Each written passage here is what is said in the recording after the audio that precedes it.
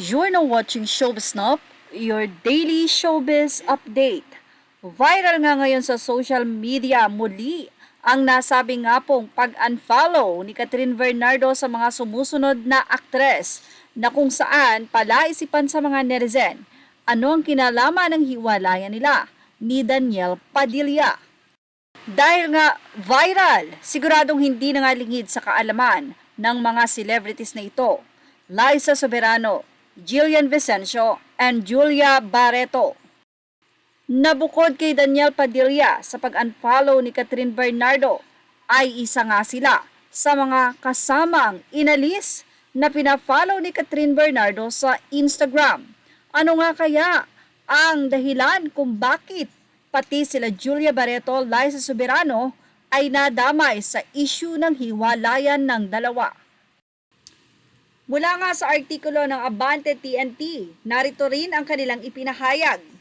Palaisipan sa mga netizen kung bakit in-unfollow rin ni Catherine Bernardo ang mga aktres na sina Liza Soberano, Julia Barreto at Jillian Vicencio sa Instagram.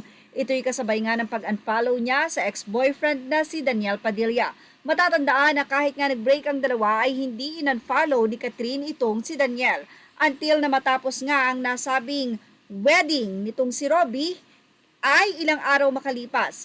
Nagdesisyon ng aktres na in-unfollow na rin si Daniel. Pero ang katakataka, bakit daw say ng netizen, gets nila kung in-unfollow ni Catherine si Jillian dahil isa rin ito sa nalink kay Daniel noon.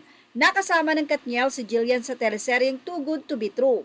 Pero ang ipinagtataka nga daw ng mga netizen kung bakit maging sina Liza at Julia ay in-unfollow din ni Catherine. May kinalaman daw ba kaya ang dalawang aktres sa breakup nila ni Daniel?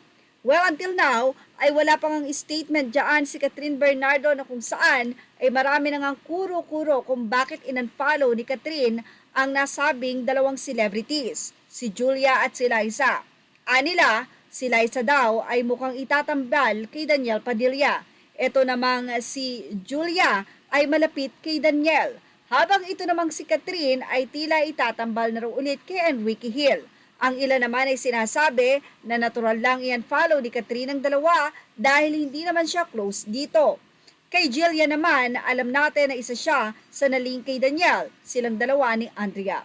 Well, yan ang ating Showbiz Top Update. Ano ang masasabi nyo sa ating artikulong ito? Ilagay na ang inyong opinion sa ating comment section. Images are all credit to the rightful owners and thank you for watching Showbiz Now.